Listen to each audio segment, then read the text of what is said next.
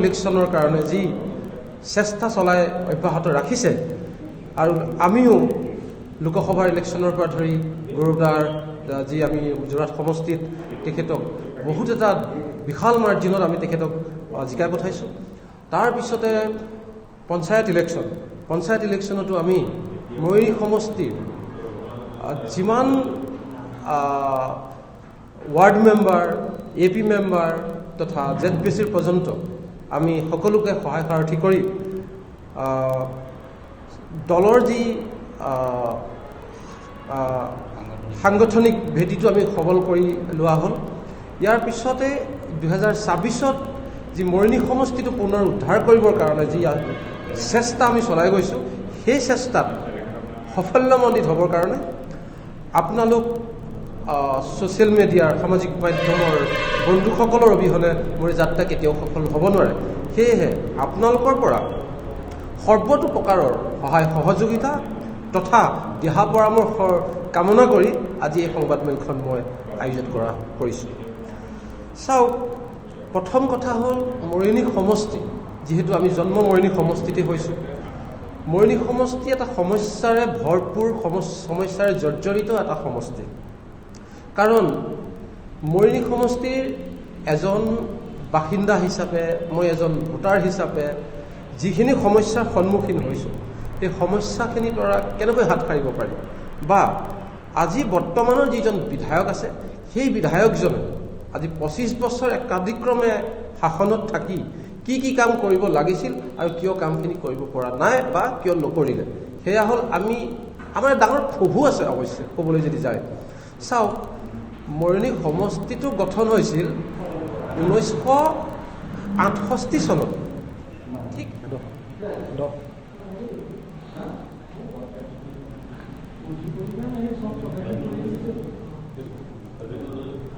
মৰিনী সমষ্টিত যদি DNA check কৰা যায় তেতিয়াও বোলে কংগ্ৰেছে ওলাব। সেই কথা আমি মানি ল'বলৈ বাধ্য হ'লোঁ, কাৰণ আমি দেখিছোঁ। চাওকচোন, একাধিক্ৰমে 40 বছৰ ধৰি এঘৰ মানুহতে আমি মৰিনীৰ সমষ্টিটো তেওঁলোকক চঞ্জাই থোৱা নিচিনা হৈছে। কাৰণ আমি এতিয়াও একো বুজি নাপাওঁ। আমি নিজকে অভিশপ্ত জীৱন এটা যে ক'ৰবাত যাপন কৰি আছোঁ মৰিনী সমষ্টিত, তেনেকুৱা লাগে। ভাৰত স্বাধীন হোৱাৰ পিছত আজি 77 বছৰ পাৰ হৈ গ'ল, এতিয়াও আমাৰ টেকন'লজিৰ অভাৱ। সেয়েহে মই মৰিনী সমষ্টিৰ ৰাইজক এইটোৱেই ক'ব বিচাৰোঁ যে মই মৰিনী সমষ্টিটো এটা বেঞ্চমাৰ্ক সৃষ্টি কৰিব বিচাৰোঁ, এটা মডেল সমষ্টি কৰিব বিচাৰোঁ। শিক্ষাৰ উন্নতি লাগে আমাৰ ইয়াত। বেঞ্চমাৰ্ক মানে এটা উদাহৰণ সমষ্টি, 126টা সমষ্টিৰ ভিতৰত এইটো এটা উদাহৰণ সমষ্টি হওক, এটা বেঞ্চমাৰ্ক ছেট কৰা যাওক। কিয় নোৱাৰিব? ইয়াত টেকন'লজি লৈ আহোঁ। চাওক, আমি বহু বছৰ ধৰি বিদেশবিলাকত আমি ধৰক বেংগলোৰ, হায়দৰাবাদ, বোম্বে, দিল্লী আমি ভালকৈ চিনি পাওঁ আৰু খুব ফেমিলিয়াৰ আমি এই ৰোডবিলাকৰ। তাত চাওক, টেকন'লজি আজি কিমান ওপৰলৈ গুচি গ'ল। অসমত কিয় নাই? মই অসমৰ কথা পিছতহে ক'ম। প্ৰথমতে মোৰ সমষ্টিত কিয় নাই? ভাল টেকন'লজি থকা ভাল সৰুৱে হওক ছফ্টৱেৰ এটা কিয় মৰিনী আনিব পৰা নাই?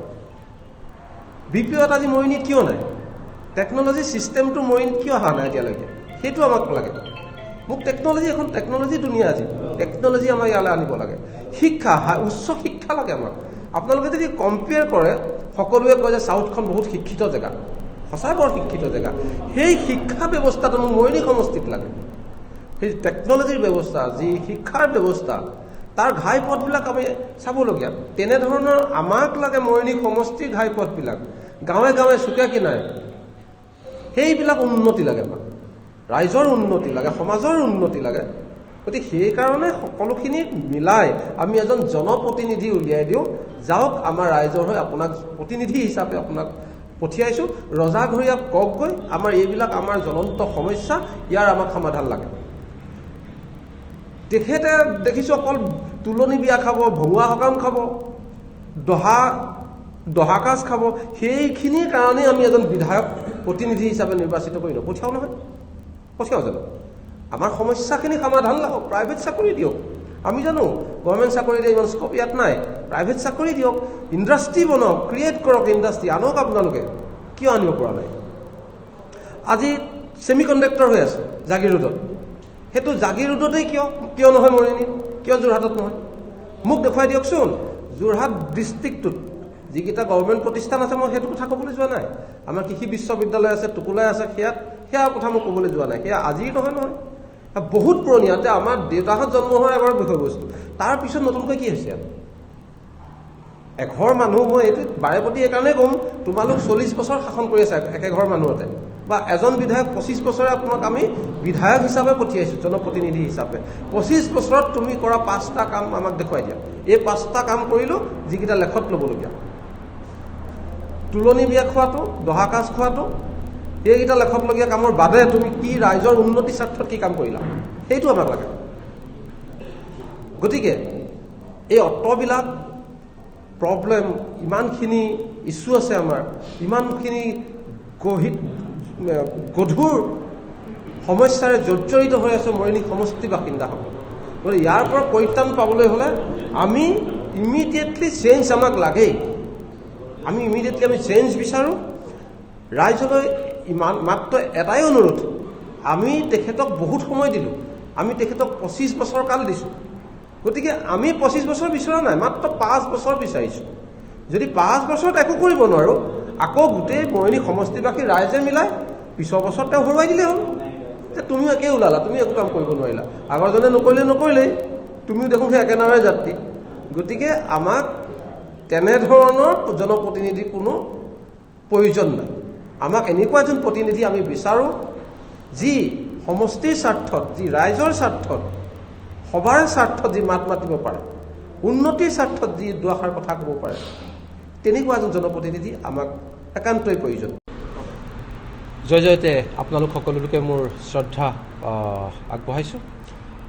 চাওক, সমস্যা বুলি ক'লে মৰিনী সমষ্টি সমস্যাৰে জৰ্জৰিত এটা সমষ্টি।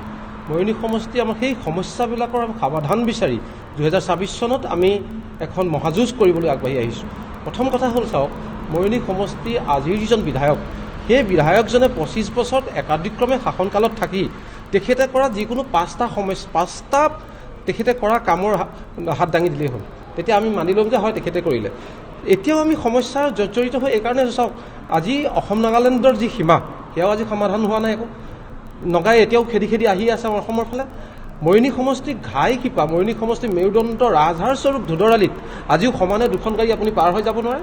সেইটো আমাৰ সমস্যা। নিবনুৱা সমস্যা আছেই, ৰাস্তা ঘাই পথৰ সমস্যা আছেই, যাতায়াতৰ সমস্যা আছেই, স্বাস্থ্যৰ সমস্যা আছেই। মৰিনী টাউনত আজিও এখন কিয় চিকিৎসালয় নাই?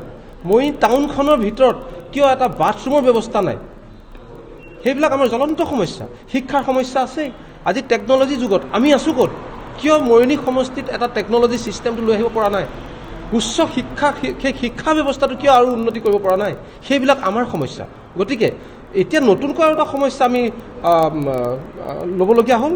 নতুনকৈ যিটো শিমলুগুৰি আৰু টিয়ক মৌজা মৰিনী সমষ্টি নতুনকৈ অন্তৰ্ভুক্ত হৈছে, এতিয়া তাত বানপানীৰ সমস্যা। গতিকে আগৰ মৰিনীত আছিলে হাতীৰ সমস্যা, বাঘৰ সমস্যা, বান্দৰৰ সমস্যা, শিক্ষাৰ সমস্যা, যাতায়াতৰ সমস্যা। গতিকে এনেবিলাক সমস্যাৰ পৰা সমাধান বিচাৰি মৰিনী সমষ্টিত এইবাৰ 24ত এখন মহাযুঁজ হ'বলৈ গৈ আছে, আৰু সেই যুদ্ধত আমাৰ কংগ্ৰেছৰ দল জয়ী হ'ব বুলি আমি আশাবাদী। যিকোনো খবৰ বিজ্ঞাপনৰ বাবে যোগাযোগ কৰক 7896121996।